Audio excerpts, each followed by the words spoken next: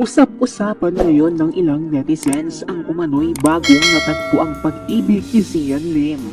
Nawindang ang ilang netizens dahil napakabilis naman daw palitan ni Sian si Kim Chiu.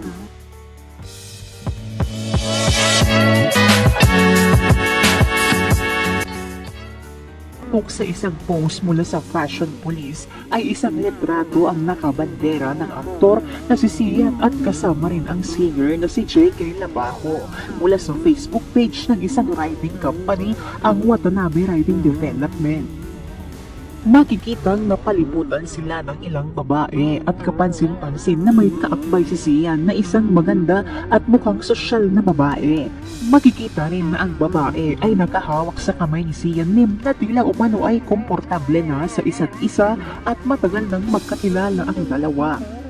Kaya naman hinala ng netizens ito na marami ang bagong girlfriend ng aktor matapos ang relasyon niya kay Kim Chiu ng halos 12 taon. December last year nang inanunsyo pareho ng dalawa na hiwalay na sila.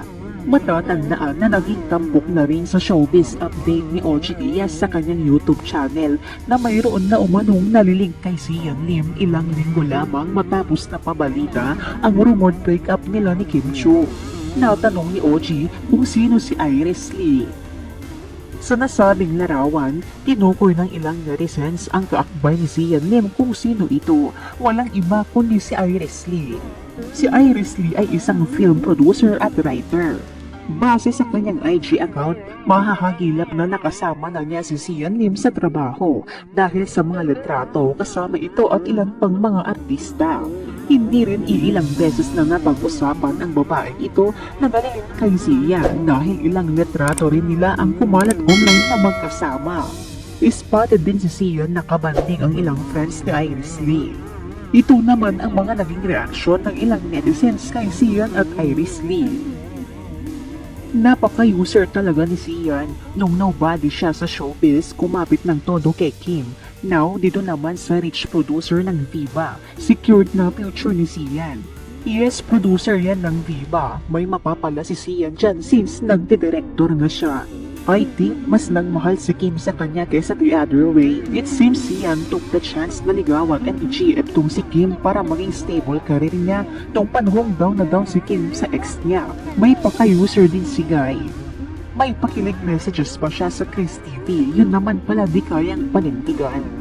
She's okay, not as pretty as Kim, and looks much older, parang ka-age ni na Agot Isidro.